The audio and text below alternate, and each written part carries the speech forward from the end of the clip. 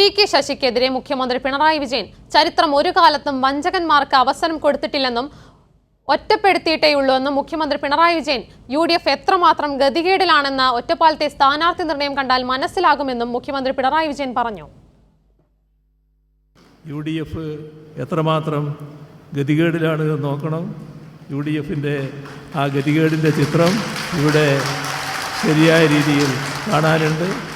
ചരിത്രം ഒരു കാലത്തും വഞ്ചകന്മാർക്ക് സർട്ടിഫിക്കറ്റ് കൊടുത്തിട്ടില്ല. എല്ലാ കാലത്തും ചരിത്രം വഞ്ചകന്മാരെ ഒറ്റപ്പെടുത്തിയിട്ടുണ്ട്. ആ ഒറ്റപ്പെടൽ അതിൻ്റേതായ ശരിയായ രീതിയിൽ വഞ്ചകന്മാരെല്ലാം അനുഭവിക്കാൻ പോവുകയാണ് എന്നത് നാം കണ്ടോളണം. നാടിനെ പരിഹസിക്കാനും നാട്ടുകാരെ വില കുറച്ച് കാണാനും ബഹുജനങ്ങളെ അവമതിക്കാനും തയ്യാറാകുന്ന ഒരാളും ഒരു കാലത്തും രക്ഷപ്പെട്ടിട്ടില്ല. ഇത് ഒരു പാഠമായി എടുക്കുക.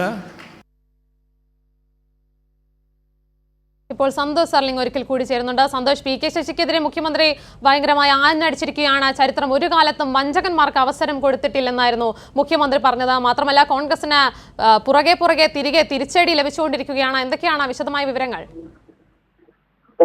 ഇന്നിപ്പോൾ ഒറ്റപ്പാലത്ത് തെരഞ്ഞെടുപ്പ് കൺവെൻഷനിൽ സംസാരിക്കുകയായിരുന്നു മുഖ്യമന്ത്രി.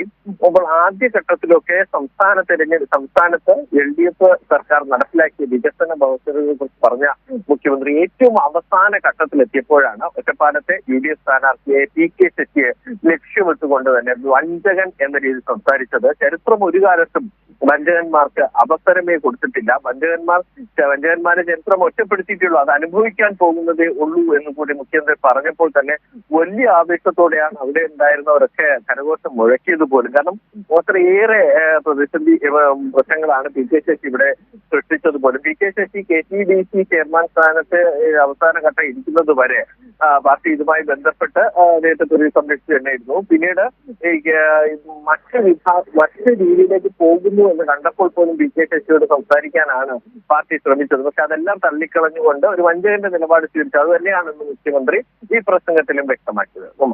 ശരി സന്തോഷ്, നമുക്ക് ഒരിക്കൽ കൂടി CMന്റെ വാക്കുകൾ കേൾക്കാം. നാട്ടുകാരെ വില കുറച്ച് കാണാൻ UDF എത്രമാത്രം ഗതികേടിലാണ് നോക്കണം.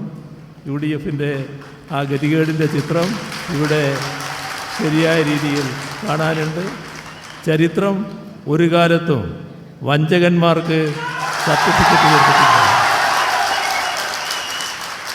എല്ലാ കാലത്തും ചരിത്രം വഞ്ചകന്മാരെ ഒറ്റപ്പെടുത്തിയിട്ടുണ്ട്.